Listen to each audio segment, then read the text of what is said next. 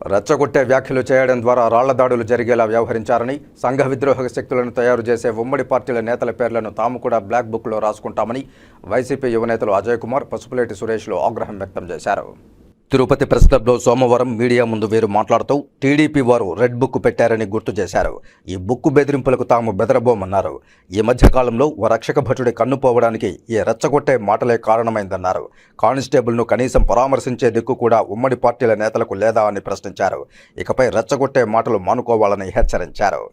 రాష్ట్రంలో తరచుగా ఏమేం పరిణామాలు జరిగినాయో ఒకసారి గమనించాల్సిందిగా కోరుతున్నా. ఒకవైపు పొంగనూరు దగ్గర తెలుగుదేశం పార్టీ శ్రేణులు జ్ఞానేంద్రియాల్లో అతి ముఖ్యమైనటువంటి కన్నుని ఒక రక్షక భటుడికి పోలీస్కి పోగొట్టారు, రాళ్ల దాడి చేసి.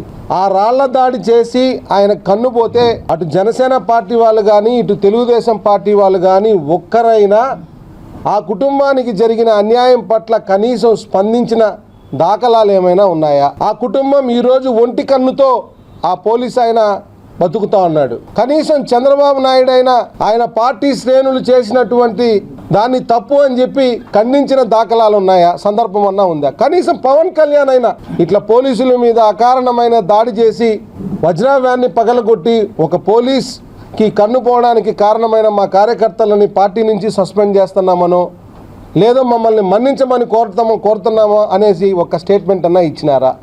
ఖబర్దార్, తెలుగుదేశం జనసేన రౌడీ మోకలకి ఇదే మా వార్నింగ్. వైసీపీ పార్టీ తరఫున మీ బెదిరింపులకి భయపడే వాళ్ళు ఎవరు లేరు ఇక్కడ.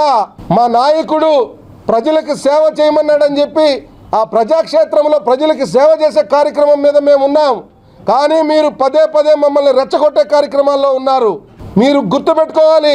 అదేదో చెప్తున్నాడు నారా లోకేష్, అందరం రెడ్ బుక్లో రాసుకుంటాడమని. మేము కూడా ఒక బ్లాక్ బుక్ పెడతాం చెప్తున్నా.